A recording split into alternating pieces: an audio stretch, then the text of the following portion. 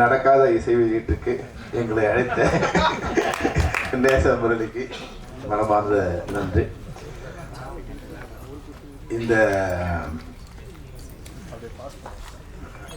இந்த அராஜகத்துக்கு முதல் பலியான இயக்குனர் நான். ஆனால் இவராது போராடி போயிருக்கின்றாரு. ஒருவேளை இந்த போராட்டத்தை நான் தொடங்கியிருந்தா இன்னைக்கு இவங்களாம் அதை மாட்டியிருக்க மாட்டாங்களோ என்னவோ. அதுக்கு ஒரு காம்ப்ரமைஸ் ஆகிட்டு விட்டதுனால இன்னைக்கு மறுபடியும், அதாவது சுதந்திரத்துக்காக போராடுங்க, யாரும் சுதந்திரத்தை அனுபவிக்கலை, அதில் அடுத்த வாரிசு தான் அந்த சுதந்திரத்தை அனுபவிக்கிறாங்க. அது மாதிரி இதனால் பாதிக்கப்பட்டவங்க அடுத்து இப்போ நக்கீரன் சார் சொன்ன மாதிரி கொஞ்சம் காம்ப்ரமைஸ் ஆகிட்டோம். அப்போ அடுத்து யாரோ ஒருத்தர் வரும்போது அது அந்த எதிர்வினை ஆற்றும் போது அதுக்கு உண்டான இது ஒரு தாக்குதல் தொடங்குது. சில நேரங்களில் ரெண்டு விஷயங்கள் இருக்குது. ஒன்று, நம்ம யதார்த்தத்தை புரிஞ்சுக்கணும், ஆனால் அதுக்காக அடிபணிஞ்சு போயிடக்கூடாது. இந்த ரெண்டுமே இருக்குது. இதுக்கு சரியான, நான் முதல்ல கொஞ்சமாக ஒரு புலன் விசாரணைங்கிற படத்தில் ஆட்டோ சங்கங்கிற இது எடுத்துக்கிட்டேன். ஆனால் அது அப்படியே பயன்படுத்தாமல் அதை சொன்னால் ஜனங்களுக்கு புரியணும், அவ்வளோதான். அந்த அளவு கூட லீகல் இஷ்யூ வராமல் எடுத்துக்கிட்டேன். அதனோட வெற்றி. அடுத்து கேப்டன் பவன் படம் எடுத்தேன். அதில் வீரப்பனோட இது அதனோட அதையும் நான் ஜனங்க புரிஞ்சுக்கிற அளவுக்கு எடுத்துட்டேன். வீரபத்ரங்கிற பேரை வீரப்பன்கிற வீரபத்ரன் அப்படி கொஞ்சம் கொஞ்சம் மாற்றி வரும்போது அது இது ஒரு கற்பனை கதைன்னு ஒரு பொய்யை சொல்லி, இப்போ டைட்டில் படிக்கும்போதே தெரியும் அது பொய்யின். இந்த கதைகள் அடைக்கின்ற அனைத்தும் கற்பனையே, எதுவும் யாரையும் குறிப்பிடுவது அல்ல அப்படின்னு இது எல்லாமே எல்லாரும் ஏமாத்திக்கிறது தான், தங்களை தாமலை ஏமாத்திக்கிறது தான். அந்த கார்டு போட்டவுடனே எல்லாம் கற்பனை ஆயிடுச்சு.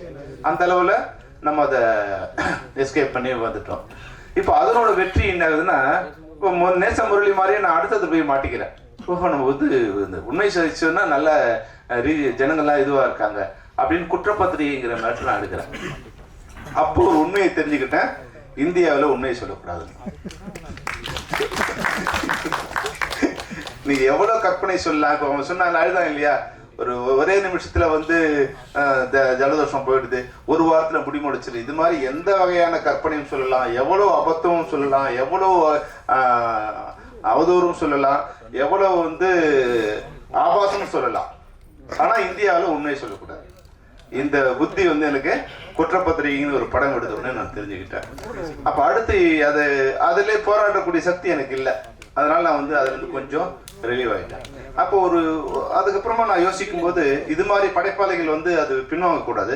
ஆனா இவங்களுக்குலாம் சரியான முன்னுதாரணம் எதுன்னா நம்ம திராவிட இது ஒரு முன்னுதாரணம் எடுத்துக்கணும். எப்படி பராசக்திங்கிற ஒரு படம், அண்ணாதுரை அந்த பேரறிஞர் அண்ணாதுரை சொன்னாரு, எனக்கு சென்சார் இல்லைன்னா 3 படத்திலேயே நான் திராவிட நாடு வாங்கிடுவேன். ஆனா அதே சென்சார் வச்சுக்கிட்டு அவங்களோட கருத்துக்களை எப்படி அவங்க ஷேர் பண்ணாங்க இந்த தமிழ்நாட்டில், அது மூலம் எப்படி ஆட்சி அதிகாரத்தை கைப்பற்ற அளவுக்கு திரைப்படத்துறையை எப்படி பயன்படுத்தினாங்க அப்படிங்கிற விஷயத்தை நம்ம நேசமுரளி அதை எடுத்துக்கணும். அதாவது கல்லுன்னு தெரிஞ்சு அதில் தலையில அடிச்சு தலைதான் உடையன்னு தெரிஞ்சாலும் அடிச்சுட்டே இருப்பான்னா அவன் வீரன் சொல்ல முடியாது, அவன் புத்தி இல்லாதவன் தான் சொல்லுவான். அப்போ அந்த கல்லை உடைக்கிறதுக்கு தலையை பயன்படுத்தக்கூடாது, சிற்றூலியை பயன்படுத்தணுங்கிற தெளிவு நமக்கு வந்துடணும். அப்போ இதில் இவர் சொன்னது ஒரு பெரிய விஷயம் இல்லை. இப்போ நீங்க பாருங்க, நடந்த விஷயம் தான் பொள்ளாச்சிங்கிறது எல்லாரும் தெரியும். ஆனா அதை நம்ம ஒரு புரிஞ்சும் புரியாம மாதிரி சொன்னா ஜனங்களுக்கு நீங்க கற்பனையில 100% உன்னை விட அதிகமா உணர்ந்துப்பான். கொஞ்சமா நம்ம சொன்னாவே போதும், ஆட்டோ சங்கர் நான் ஆட்டோ தர்மான்னு பேர் வச்சோம், அவ்வளவுதான். அப்ப அவங்களே புரிஞ்சுக்கிட்டாங்க. நம்ம போய் நிறைய ஆட்டோ சங்கர் வைக்க வேண்டியது, லீகல் இஷ்யூஸ் வருது, வைக்கும்போது அந்த கேஸ் முடியல, அதனோட வாரிசுகள் பதில் சொல்லணும், இதெல்லாம் வருது. அப்ப கொஞ்சம் அதை ரெப்ரசன்ட் பண்ற மாதிரி இருக்கு. ஒரு உண்மையை ரெப்ரசன்ட் பண்ற மாதிரியான வார்த்தைகளை பயன்படுத்தும் போது அது சட்டத்திலிருந்து வெளியே வந்துடலாம், நம்ம அதை பயன்படுத்த முடியும். அது மாதிரி ஒரே நேரத்தில் எல்லாரையும் பகைச்சிக்கிறது இருக்கு இல்லையா, அந்த எல்லாரையும் பகைச்சிக்கிற அளவுக்கு நமக்கு சக்தி இருக்கா அப்படின்னு நேசமுரளிக்கு எல்லாரையும் பகைச்சிக்கிறது. மணிப்பூரை பத்தி சொல்லுவேன், நான் பொள்ளாச்சியை பத்தி சொல்லுவேன், ராணுவத்தை பத்தி சொல்லுவேன், அப்படின்னா விளம்பரத்தை பத்தி சொல்லுவேன். இவங்க தான் ஆட்சி பண்றாங்க, இவங்க தான் சட்டம், இவங்க தான் கட்டமைப்பு. இதுல ஒரே நேரத்துல அனைவரையும் பகைத்துக் கொள்வது ஒரு சரியான படைப்பாளிக்கான இதுவா இருக்கு. அதனால நிச்சயமா உங்களுடைய வீரியம், நிச்சயம் உங்களோட கோபம் எல்லாம் உண்மை. அதை எப்படி சரி பண்ணி எப்படி வழி நடத்தணுங்கிறது நீங்க புரிஞ்சுக்கணும். ஆனாலும் இதில் வந்து தரப்பட்ட அனைத்துமே இப்போ வந்து இந்த விஷயத்தை குறைஞ்சபட்சம் இது மாதிரி இப்போ நம்ம பண்ணால் எல்லாம் அட்ஜஸ்ட் பண்ணி போயிட்டாங்க. பொள்ளாச்சியில் வந்து 2 வருஷமா அட்ஜஸ்ட் பண்ணி போயிட்டாங்க. ஆனால் ஒரு நாள் போலீஸ் ஸ்டேஷன் வந்துட்டாங்க, அந்த உண்மை வெளியே வந்துருச்சு. அது மாதிரி சென்சார் போர்டு கூட வந்து எங்கேயுமே அராஜகம் அதிகமாகும் போது அதுக்கான புரட்சி தொடங்கிடும். அது கொஞ்சமாகவும் விநாசகாலே விபரீத புத்தி வரும். அந்த விநாசகாலம் எப்போ வரும்னா விபரீத புத்தி அதிகமாகும் போது அந்த விநாசகாலம் வரும். இப்போ உண்மையாகவே வந்து தேவையற்ற அடக்குமுறைகளை வந்து படைப்பாளிகள் மீது வரும்போது நான் செத்தாலும் பரவாயில்லன்னு ஒருத்தர் நினைச்சிட்டானா அவன் எந்த இராணுவத்தை கொண்டும் அடக்க முடியாது. இந்த சட்டத்துக்கு பயந்து நான் வாழணும், இந்த சட்டங்களுக்கு பயந்து நான் வாழணும்னு நினைக்கிற வரைக்கும் தான் போலீஸு, இராணுவம், அதிகாரம், ஆட்சி எல்லாம். நான் செத்தாலும் பரவாயில்லன்னு ஒருத்தர் முடிவு எடுத்துட்டானா அவனை யாராலும் அடக்க முடியாது. அந்த நிலையை வந்து யாருக்கும் கொண்டு வந்துடக்கூடாது. அதுதான் வந்து இப்போ இந்த மீட்டிங் மூலமாக, இந்த கூட்டம் மூலமாக சம்மந்தப்பட்டவர்கள் நான் கொடுக்குற விஷயம் என்னன்னா,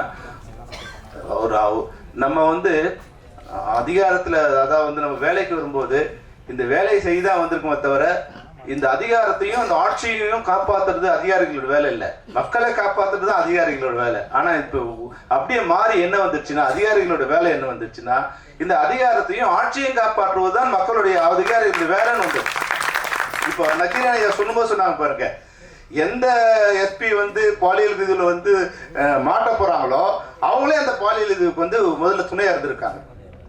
இப்போ பாருங்க, ஒரு பெண்ணு இந்த இதுல வந்து பத்திரிகைக்காரர் நக்கீரன் கோபால் மாதிரி வந்து மிக பிரபலமான தைரியமா நம்மளாம் மிகப்பெரிய இது நினைக்கிற ஒருத்தருக்கே இவ்வளவு பெரிய திரட்டு இருக்கும்போது நேச முறையெல்லாம் சுண்டக்கா மாதிரி அப்படி அமைச்சு எடுத்துருவாங்க. அதனால வந்து இதை புத்திசாலித்தனமாக கையாண்டு இந்த இதில் வந்து நீங்க வெளியே வரணும். நிச்சயமாக சென்சார் போர்டு கூட வந்து நாங்கள் கோரிக்கை என்னன்னா, படைப்பாளிகளை வந்து நீங்க நசுக்காதீங்க. எல்லாரும் வந்து தண்ணி அமைங்கி போயிட மாட்டாங்க, ஒரு நாள் அது வந்து பிரளயமா மாறும். அது மாதிரி வந்து யாரையும் ஒரு அழுத்தம் கொடுக்காதீங்க. சட்டத்துக்கு உட்பட்டு நீங்க வேலை செய்யுங்க. சட்டத்துக்கு உட்பட்டு என்ன சட்டமோ அதுக்குண்டான கட்டை கொடுத்து அதுக்குண்டான இது, அதாவது வந்து ஒரு திரைப்படம் வந்து மக்களை வந்து கெடுத்துடக்கூடாது, அந்த அளவுக்கு தான் வந்து திரைப்பட தணிக்கையாளர் இருக்கணும் தவிர ஆட்சியை காப்பாற்ற வேண்டுங்கிற எண்ணத்துல வந்து தணிக்கை குழு செயல்படக்கூடாது என்ற வேண்டுகோளுடன் நேச முரளி மிகப்பெரிய இயக்குநராக வேண்டும் வாழ்த்துடன் இந்த உரையை முடிக்கிறேன். நன்றி.